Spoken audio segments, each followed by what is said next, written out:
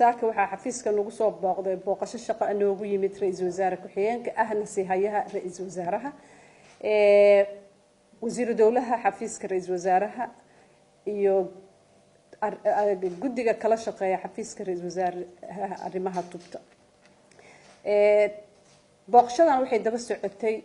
shirkii ugu dambeeyay ee sanadka 2018 xafiiska ra'iisul wasaaraha guddiga ay kula qaateen guddiga fulinta ee xafiiska ra'iisul wasaaraha iyo golaha wasiirada oo lagu soo bandhigay halbeegyada u yaala tubaha kala duwan ee wasaaradaha ay leeyihiin wasaaradda caafimaadka waxay ka mid tahay wasaaradaha bixiya howlaha serviceka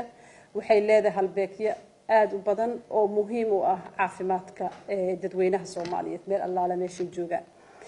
ra'iisul wasaaraha iyo golaha wasiirada iyo guddiga waxay go'aan ku gaareen in hadda wixii ka dambeeya 2019ka howlaha tubta ay ahaan doonaan kaliya mid aanan lagu shirin xafiiska ra'iisul wasaaraha ama ra'iisul wasaaraha ku-xigeenka mid walba loo tago wasaarad ee lagala munaaqashooda la ogaado howlahooda meesha ay marayso waxyaalaha u qabsoomay waxyaalaha go'aanada badan uga xiran wasaaradaha gudaheeda wasaaradaha golaha wasiirada ama xafiiska ra'iisul wasaaraha ama wax ka baxsan wadanka wasaaradda caafimaadka halbeegyada ugu waaweyn ee laga rabo laguna xisaabtami doono sanadka la wareegidii labadii isbitaal ee Banaadir ee Martiini oo howlahooda gabagabay yihiin in la gudbiyo sharciga lagu abuurayo hay'adda qaran ee ilaalisa daawada in hay'adda caafimaad ee guud ee NIH-ka hadalka qalaad loo yaqaan in la abuuro in laga shaqaysiiyo lana dayactiro bangiga dhiigga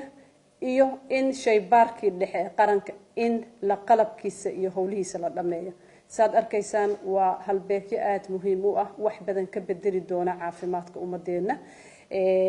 in sidoo kale waxaa halbeeg ah oo iyadana howshiisa ay socotaa in golihii mihnadlayaasha caafimaadka sharcigiisa oo ay ansixiyeen golaha shacabka haddana la yaala aqalka sare in sida uga dhaqsaha badanna marka la ansixiyo loo howlgeliyo waa halbeegyo muhiim ah oo wasaaradda hawsheeda iyo dhumucdeeda isugu geysay kala shaqeeyaan departmentayaal badan iyo